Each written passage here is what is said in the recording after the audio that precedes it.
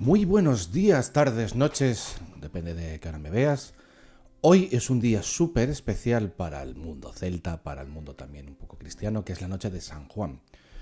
Aquí en Asturias tenemos una serie de tradiciones que es como, por ejemplo, la hoguera de San Juan, que yo creo que la hacemos en toda España.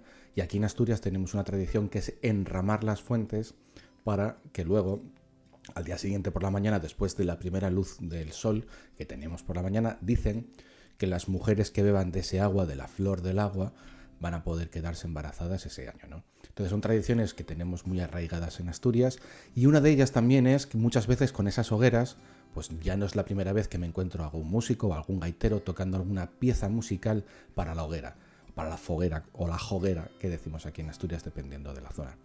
Entonces yo la propuesta que os voy a hacer es un tema para poder tocar esta noche, la noche de San Juan. A ver si os gusta, yo creo que la vais a reconocer. Es un tema muy popular aquí en Asturias, en el mundo celta. Y espero que, y aparte, bueno, yo creo que es fácil de tocar y lo tocamos todos los gaiteros, todos los músicos. Y yo creo que os va a gustar, sobre todo porque es un tema muy pegadizo. Entonces, nada, vamos a ver qué tema es.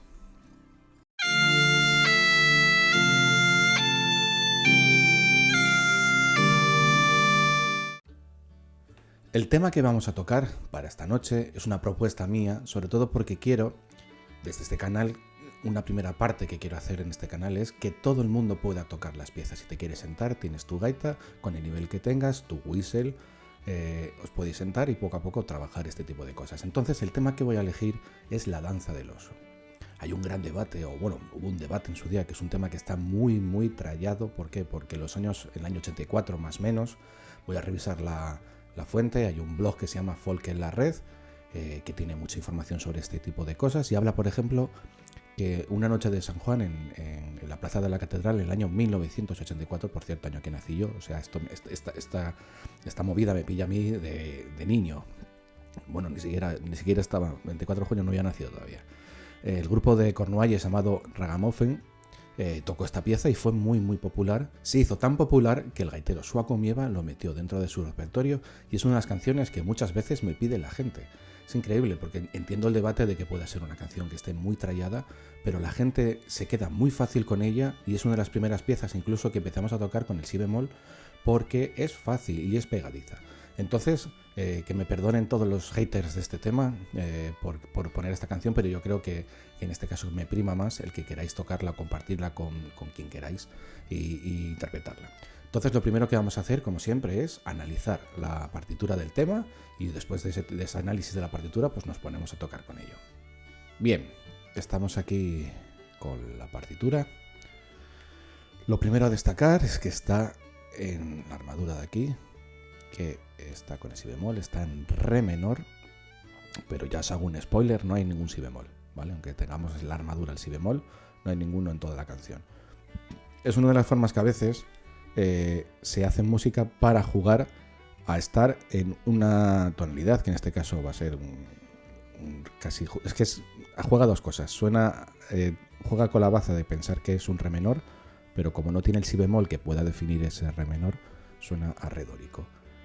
Ya os explicaré este tipo de cosas, de las escalas modales y todo eso, o sea que no os rayéis. Pues nada, quitada esa parte técnica, vemos aquí que aparece, pues nada, esta composición que son dos partes, ¿no? Vamos a llamarlas como siempre hacemos aquí y que lo podáis ver cómo funciona este programa. Yo uso MuseScore. Si el programa me deja, aquí hay una parte A que la colocamos aquí que se vea bien y la parte B, ¿vale? Son dos frases bien claras que terminan las dos en re, como podéis ver.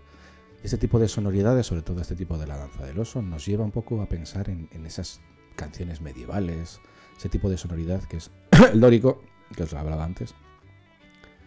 Y es gracioso porque ya os digo que la música normalmente solemos jugar con ese tipo de sonoridades para conseguir determinados colores o tipo de sonidos que nos recuerdan a épocas, ¿no?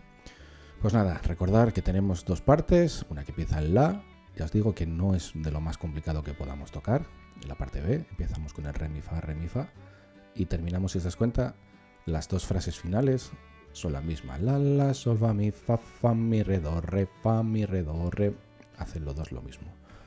pues una vez analizada la partitura, que veis que no es muy complicada, vamos a meternos en lío y vamos a tocar esto.